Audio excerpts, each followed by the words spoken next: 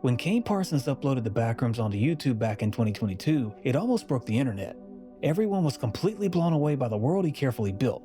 Not just the vibe, it was everything. The yellow walls, that annoying hum buzz, the liminal emptiness, but most importantly, how real it all felt. I mean, no jump scares were really needed. People were completely obsessed with the details, but most of all, we couldn't help but ask what the heck that glitchy wireframe looking thing was that chased pixels all around the complex. Now, I actually thought it was some kind of robot when I first saw it. But anyway, the video went viral, and today we've come to know that wire monster thingy as the Lifeform or bacteria monster. And the freaky part is, it's not the only thing hiding in the Backrooms. But see, what makes this series so intriguing is, it's not even really about a monster in a maze, it's far more deeper than that. But let's be honest, you're not here for a philosophical deep dive, you came for the monsters. So let's go through every canonical entity in Kane's universe. First up is the original still life, and yes, Kane named it that. Now it first shows up in found footage number 3, and that's the one with Ravi messing around in what I assume was his basement before eventually no clipping through the floor. See, the Backrooms tries to copy places, we all know that, but what Kane revealed here is that it also tries to copy people and also life, and as you can see, it failed horribly.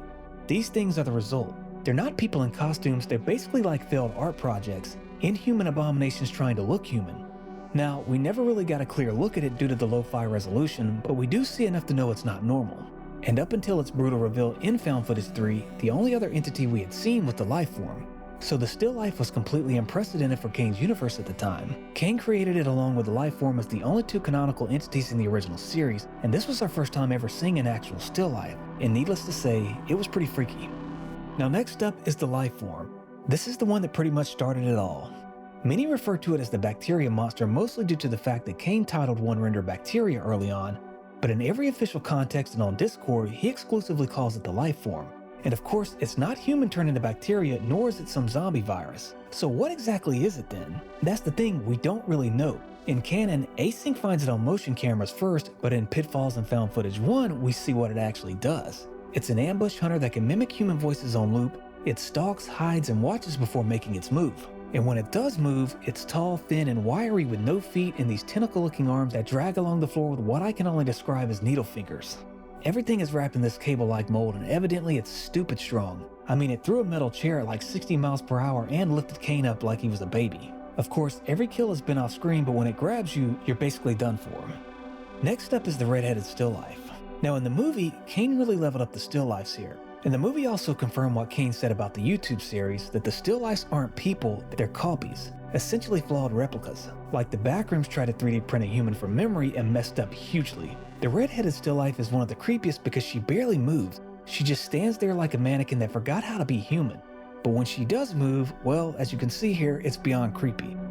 And then there's the weird still life that the movie actually ends on, Still Life Mary. Before the credits roll, we're taken back into the Backrooms, the camera drifts through the distorted spaces of Clark and Mary's memories, and it ends in a loosely copied interrogation room. And sitting there, still and silent, is Mary's own deformed still life. So basically, the Backrooms saw Mary at her lowest point and made a flawed replica to keep for itself. And to me, that's why the still lifes are so freaky. Because imagine some entity or otherworldly power trying to recreate something in your exact image. That means something else is watching and observing your every move. Creepy, right? Now this is Archibald Leland Sutter, and yes, that is ALS. This is the only still life in the whole universe that actually gets a full government name. You first meet Archibald in the famous Christmas tree room, and basically, he just lifts his arm and clicks on this ornate lamp that's literally fused to his chair. And his name isn't random either, and this is classic Kane on display here. Archibald, Leland, and Sutter are all historic lamp companies. So basically, Kane named a still life with a lamp after 3 lamp brands. And the initials, again, ALS. It's dark, it's clever, and it's arguably the most Kane Parsons kind of detail in the whole movie. Next up is the quiet one with the most disturbing design, at least in my opinion, the bearded still life. Now we first meet him sitting at the table during the dinner scene with Mary and Clark. And well, he just sits there, unmoving. He doesn't attack, doesn't flee, he just basically chills. And of course that's possibly intentional, because when the Backrooms copies you, it doesn't just copy your body. It tries to copy your emotional state at the moment it remembers you, and of course it gets that all wrong too. Now a floating theory is that the bearded man was at peace when the Backrooms copied him, so that explains why his copy is peaceful and still. He does have those freaky stacked facial features, but he's also docile. Plus, he doesn't even flinch when Clark stabs him in the neck or rips a chunk of his stomach clean out of him. He's the proof that not every still life wants to kill you. Some are just misremembered people trapped in a kitchen, or better yet, waiting at a table pretty much forever. And finally, Captain Clark, or Pirate Clark, whatever you call him, he's the apex predator of still lifes. Pirate Clark is played by Robert Bobrovsky, a 7'7" former basketball player who also played the offspring in Alien Romulus. Very little CGI was needed to bring Pirate Clark to life, and that's what makes him even creepier. As you know, Clark tapes these cheesy local commercials dressed as a pirate to try and save his failing business. Here, and Captain Clark. No way. Clark, you good? Do it again. He's divorced and pretty much at the lowest point of his life. He's hitting the sauce every night and living in his own store. So the backroom sees that, and no surprise, it misremembers it. Pirate Clark is a towering, distorted still life of Clark in that ridiculous pirate costume. The peg leg, the misaligned eyes, the mouth stuck in this permanent horrified gape, plus he even has a shoe fused to his back. It's not a costume, but it's how the Backrooms thinks Clark looked when he was at his most humiliated. And his behavior makes sense because of that.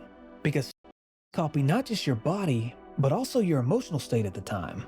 Clark was full of rage and shame when he was Captain Clark, so that explains why Pirate Clark is pure rage. He kills the real Clark along with Bobby, Naren Warren, and no telling who else, and of course then he goes after Mary. Pirate Clark's the only still life in the film that's actively hostile like the original still life was, and that's because he's built from Clark's worst memory of himself.